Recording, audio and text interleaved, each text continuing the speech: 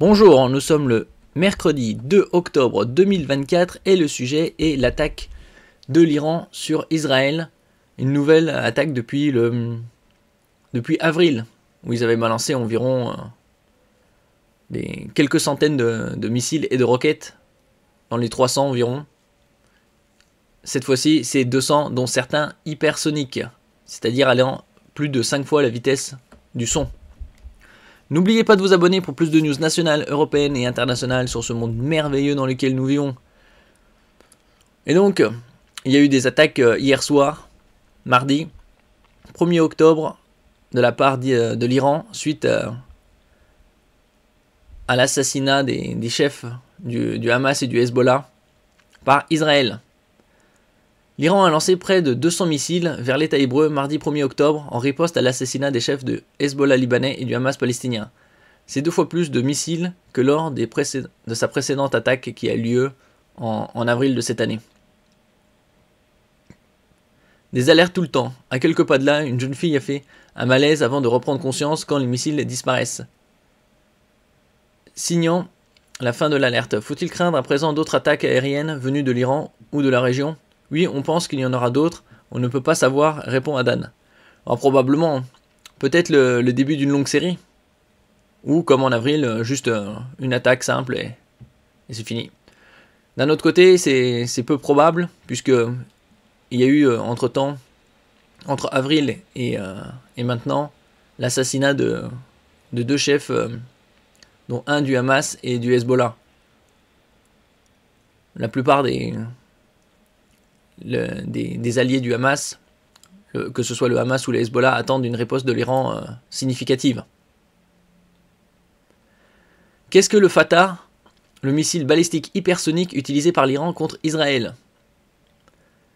Peu après l'envoi de 180 missiles iraniens en direction d'Israël, ce mardi soir, les gardiens de la révolution ont annoncé avoir utilisé le missile balistique hypersonique Fatah pour la première fois. Et c'est un missile qui va à plus de Mach 13, c'est-à-dire 13 fois la vitesse du son.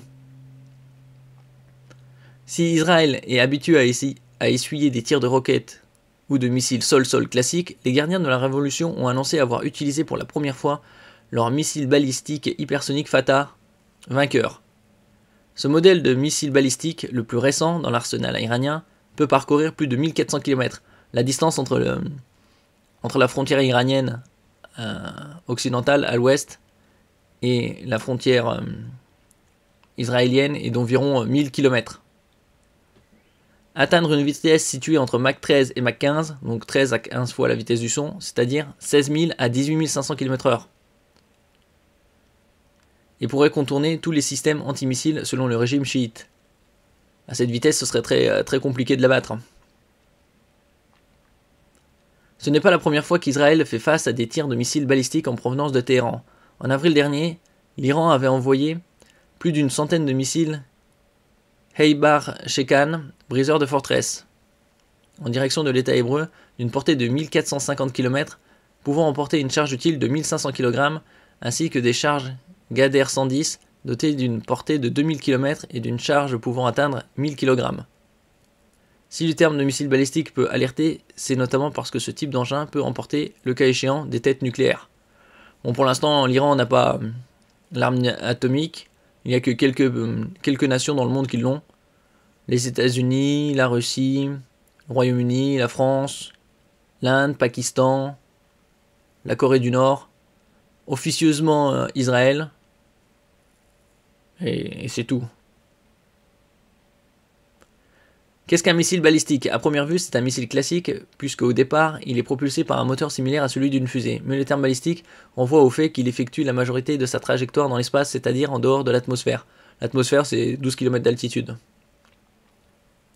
Ainsi, lorsqu'il retombe sur sa cible, la gravité augmente considérablement la vitesse du missile, ce qui engendre d'importants dégâts en comparaison d'un missile classique qui voyage dans l'atmosphère. Les missiles balistiques sont principalement utilisés pour transporter des têtes nucléaires, du moins pour les États qui possèdent l'arme atomique, bien évidemment.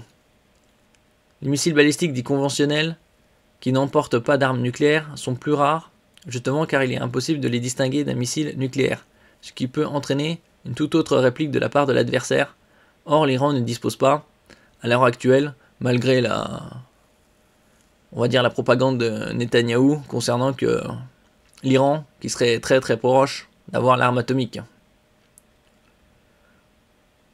Des moyens et la technologie permettant de charger ces missiles balistiques de tête nucléaire, et Israël le sait bien.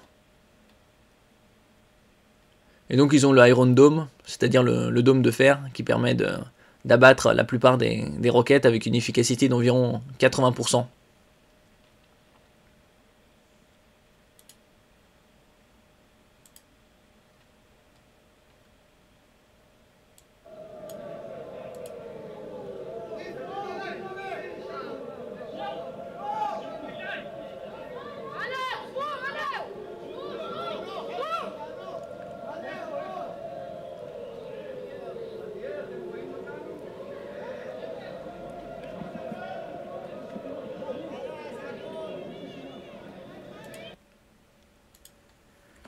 Merci pour votre écoute. N'oubliez pas de mettre un j'aime, un commentaire, de partager et de vous abonner à la chaîne. À la prochaine fois.